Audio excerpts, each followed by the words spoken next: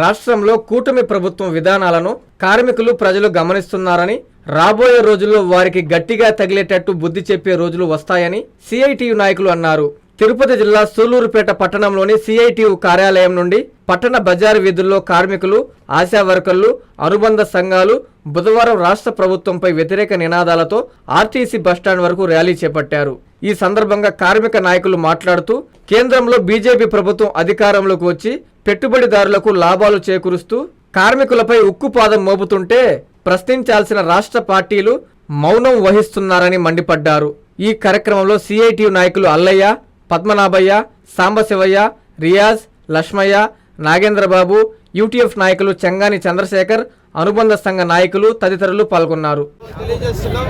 ముఖ్యంగా ఈరోజు దేశవ్యాప్తంగా అన్ని రాష్ట్రాలలో అన్ని కార్మిక సంఘాలు ఏకతాటిపై నిలిచి కార్మికులకు గుదిబండలుగా ఉరితాడులుగా చేస్తున్నటువంటి ఈ 4 లేబర్ కోడ్స్ మీద వ్యతిరేకంగా దేశవ్యాప్తంగా సార్వత్రిక సమ్మెలో పాల్గొంటున్నారు. అందులో భాగంగా మనం కూడా సూళ్లూరుపేటలో మనం నిర్వహిస్తున్నాము. ఈ సమ్మె ఎందుకు చేస్తున్నాం, ఈ 4 కోడ్లు వెనుకున్నటువంటి దుర్మార్గమైనటువంటి ఆలోచన ఏమిటి అనేది మనం ప్రజల ముందు ఉంచాల్సినటువంటి అవసరం ఉంది. ఈ 4 కోడ్లలో ముఖ్యంగా కార్మికులు వాళ్ళు సంఘాలు పెట్టుకునే దానికి హక్కు ఉండదు, కార్మికులు సమ్మె చేసే దానికి హక్కు ఉండదు, కార్మికులు డిమాండ్స్ పెట్టుకునే దానికి హక్కు ఉండదు. వీటిలన్నిటిని కూడా ఈరోజు కేంద్ర ప్రభుత్వం ఈరోజు చట్టంగా తెచ్చింది. ఈ చట్టాన్ని మనం వ్యతిరేకించాల్సినటువంటి అవసరం ఉంది. రెండవది, 10 గంటల దినాన్ని కూడా 10 గంటల పని దినాలను కూడా 10 గంటలు కూడా పెంచుతూ ఉంది. మనం 1886లో చికాగోలో 10 గంటలకు వ్యతిరేకంగా పోరాడి ఆ రోజు సాధించుకున్నటువంటి 8 గంటల పని దినాన్ని ఈరోజు మళ్ళీ 10, 12, 16 గంటలుగా చేసే పరిస్థితి ఈరోజు ఏర్పడింది. అలాగే ఈ కార్మిక చట్టాలను వ్యతిరేకిస్తూ మనం 1927లో అప్పుడున్నటువంటి బ్రిటిష్ ప్రభుత్వం పార్లమెంట్లో ఒక చట్టం తెచ్చింది, కార్మిక వివాదాల చట్టం అని.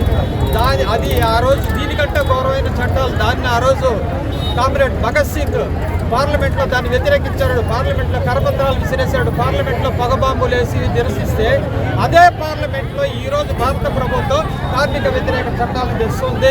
భగత్ సింగ్ వారసులుగా మనం దీన్ని వ్యతిరేకించాల్సినటువంటి పరిస్థితి కూడా మనకి ఈరోజు ఉంది.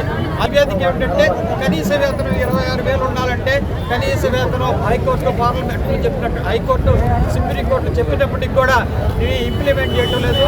అలాగే కాంట్రాక్ట్ అవుట్సోర్సింగ్ ఉద్యోగుల జీతభత్యాలు మరీ ఘోరంగా ఉన్నాయి, వాళ్ళ పరిస్థితులు దీనంగా ఉన్నాయి. వీటిని శాశ్వత ఉద్యోగులుగా గుర్తించాలని, అలాగే పిఎఫ్ బోనస్లు ఇవన్నీ ఇవ్వాలని దేశవ్యాప్తంగా ఈరోజు మనం సమ్మె చేస్తున్నాం.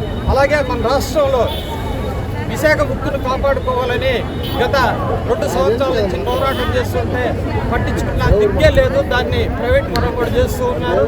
మనకి ఇప్పుడు వచ్చినటువంటి కూటమి ప్రభుత్వం కూడా మన ఎలక్షన్స్లో విశాఖ ఉక్కుని ప్రైవేటీకరణ చేయము, ఆపుతాం అని చెప్పి ఈరోజు పక్కన తప్పుకున్నారు.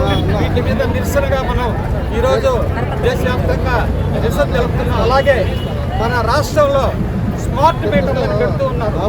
స్మార్ట్ డాక్టర్ కృష్ణ కిషోర్ గారి ఆధ్వర్యంలో 33 సంవత్సరాలు విద్యా బోధనలో అనుభవం కలిగిన నిష్ణాతులైన అధ్యాపక బృందంతో ఒత్తిడి లేని విద్యను అందిస్తున్న విద్యా సంస్థ డాక్టర్ కిషోర్స్ రత్నం జూనియర్ కాలేజ్.